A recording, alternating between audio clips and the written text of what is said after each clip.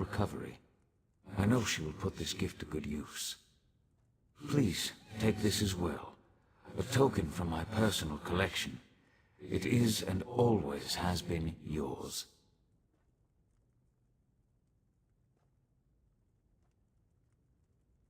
Strange. I spent lifetimes here in the world of tangible forms, but each time I emerge from the throne, it's like I'm seeing it for the first time. Broken, impoverished, beautiful.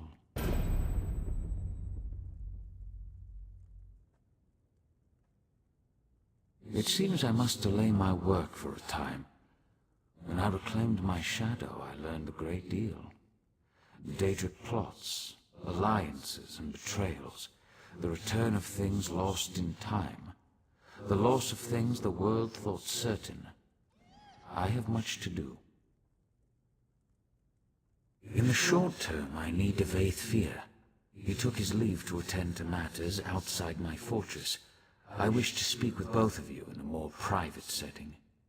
Please find Fear, and then meet me at the elegiac replication. We will speak in time. First, find Fear. I wish for both of you to meet me at the elegiac replication, a memorial south of here. Our discussion should be away from prying eyes and ears, even those of my own people.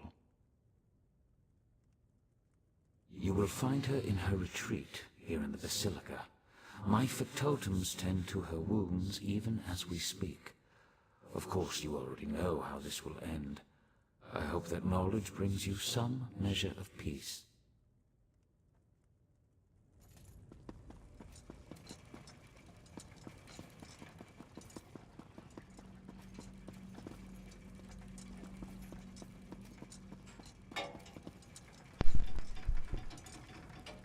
Optional, speak to Doctor.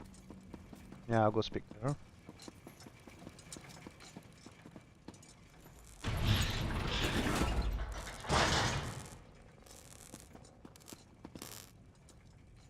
Set.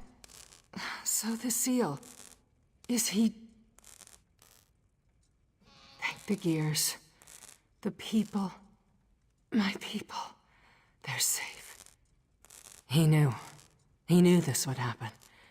He said I would shine a light one day. Do you see? Everything built to this. Everything. Every battle, every sorrow.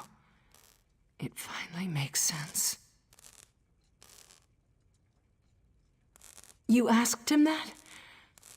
After all the impatience I showed you, the bad temper?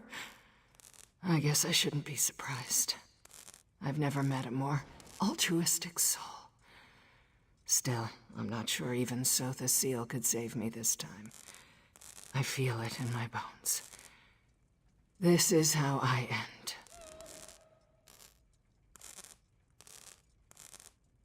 Perhaps you're right. You know, I asked Sotha Seal to spare someone close to me long ago. You refused. Now I see. I understand. I'll try to make your choice mean something. You have my word.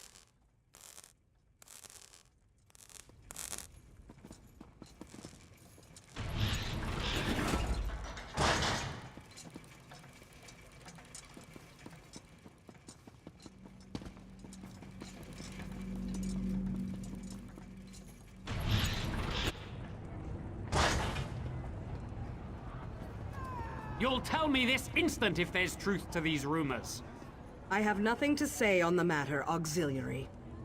You will tell me if this portal exists. This could be my one chance to get home.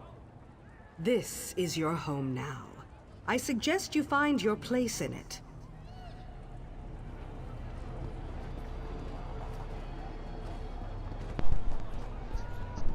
That man's still trying to leave.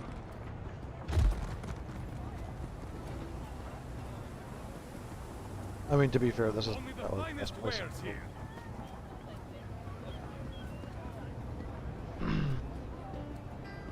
I wouldn't want to stay here longer than I need to.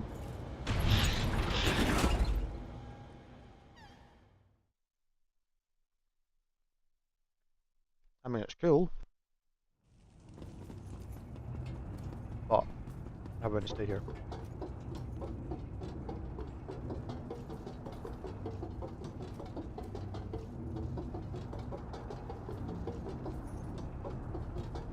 Oh, there it is. Ah, my erstwhile companion. You look remarkably coherent. Most mortals caught in a Daedric tempest would suffer some lasting effects. I'm impressed. Baffled, but impressed. Already? I expected him to wait at least a week before summoning me. Seal's concept of time bears only a faint resemblance to our own. You should set out. I'll be along shortly. Taking it all in, I suppose. Surely you won't begrudge me a moment of vulnerability. This place, it is something. I sense that I won't return anytime soon, if at all. When you've lived as long as I have, that actually starts to mean something. One can only marvel at a rival's triumphs for so long before that awe turns to resentment, and I have no time for petty jealousy. I have plans of my own, and countless realms to explore. I can't afford to linger anywhere for long.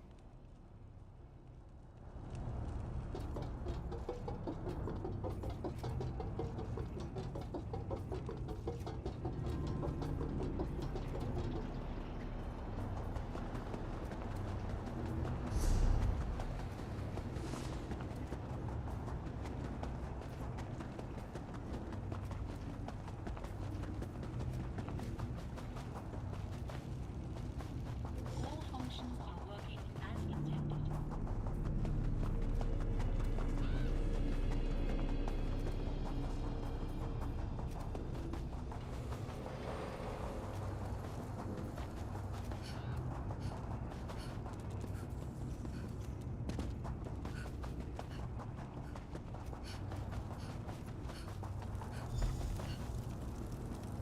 Thank you both for coming. Of course, old friend. You seem troubled. More troubled than usual, I mean. Perceptive, as always. I do not wish to diminish your achievement, but Nocturnal's defeat here will be short-lived. What's more, she does not act alone. A third enemy looms at the edge of my sight. Their covetous eyes are now fixed on the Somerset Isles. Then we should inform the rest of the Sijiks. They'll need to prepare. I will inform them personally. I have a separate task for you, Devaith. Take the skeleton key. Keep it hidden for as long as you can. I trust that this task pleases you. After all, your love of such trinkets is what brought you here in the first place. Sometimes I wonder if you see too much. I will keep it safe. Farewell, Devaithfear. We will not meet again. I haven't visited this memorial for centuries, but even I need reminders every now and again. Do you like this place? It took me the better part of a decade to perfect it. Every stone and flower tells a story. Tales of how things were, how they ought to be. I thought about destroying it on more than one occasion. I'm glad I didn't. I know. Ask, and I will answer truthfully. Just know that the truth often fails to satisfy. You expect something grand, but I promised you the truth. I am only what time and circumstance made me. Son of a lost house, friend to a fallen king. Some will tell you that we are the product of our choices. I've never found that to be the case. I am whatever the people need me to be. A guardian, an oppressor. For some, too distant. For others, too meddlesome. I am the canvas upon which they paint their dreams and resentments. A vessel for their hopes and doubts. A mirror, nothing more.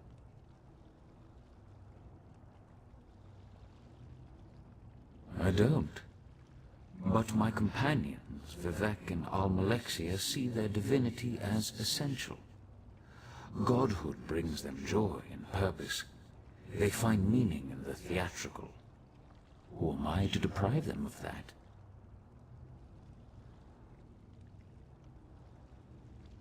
Almalexia defies simple analysis. I doubt she could even describe herself accurately. To understand Almalexia, you must first understand the value of fiction. Vivek fancies himself the poet, but in truth, AM is the greater storyteller. Vivek knows the boundaries that separate fact from fiction. He knows them so well that he's learned how to break them. He exists inside his verse, but recognizes the lies, the contradictions. He both does and does not believe his own tales. She believes her tales implicitly, as does everyone else. Her capacity for deception appears limitless. She sows lies like a master gardener sows seeds, and the harvest of trust and adulation is breathtaking in scope. Not in the slightest. As I said, we are, all of us, bound by our nature. Almalexia does what she does because she cannot do otherwise. It will not end well. But then, even the best endings rarely bring joy. I sometimes ask myself the same thing. May I confess something to you? I suffer from a peculiar ailment. Shall I describe it? I bear the cruel weight of certainty. Total, absolute, relentless certainty. People rarely comprehend the luxury of doubt, the freedom that comes with indecision. I envy you. Indeed, but such questions are flaccid, cursory indulgences that come and go in an instant. The truth is that my actions, both good and evil, are inevitable, locked in time, determined by chains of action and consequence. Compelled. This city serves a noble goal, the redemption of Tamriel, the unification of competing forces, the destruction of the Daedra. Unfortunately, it is an endeavor built upon a lattice of corpses, betrayal, untold horrors. Do you understand? Then I pity you.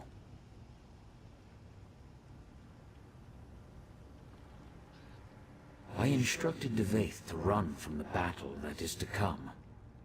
Now, I urge you to run toward it. Long ago I brokered a truce with the princes of Oblivion.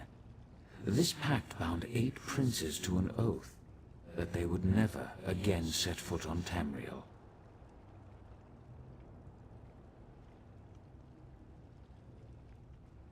Nocturnal was not present when the princes signed the Cold Harbor Compact. Thus she flouts its restrictions. Now, this is important. Nocturnal does not act alone. 2 other princes lie in wait, Clavicus Vile and Mafala. Defeated? Forgive my candor, but Clavicus Vile cannot be defeated through force of arms. Neither can Mafala.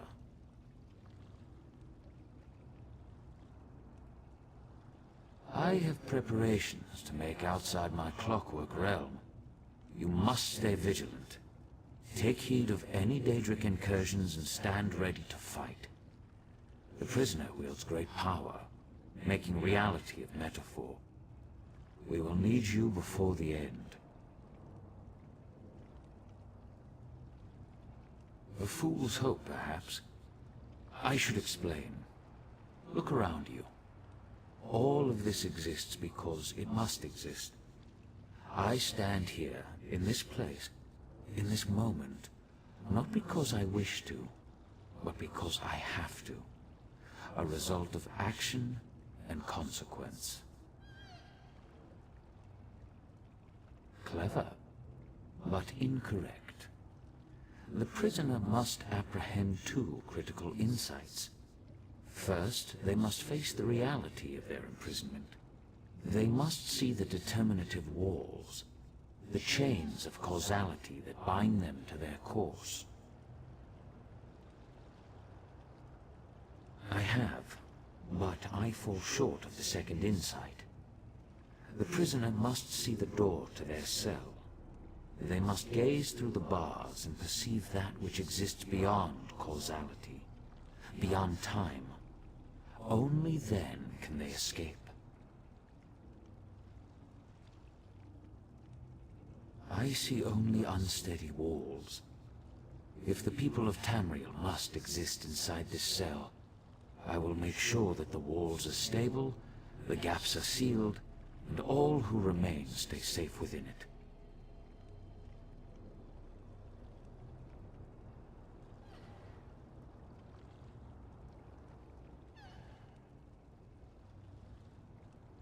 I've met few heroes like you.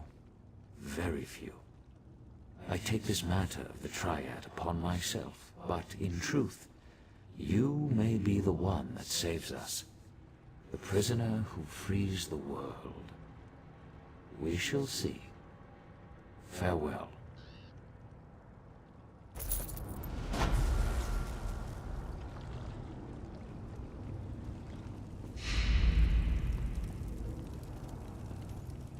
He's gone, isn't he?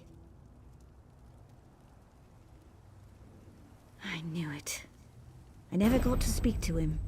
Can you believe that? 100 years of loyal service and then, poof, gone.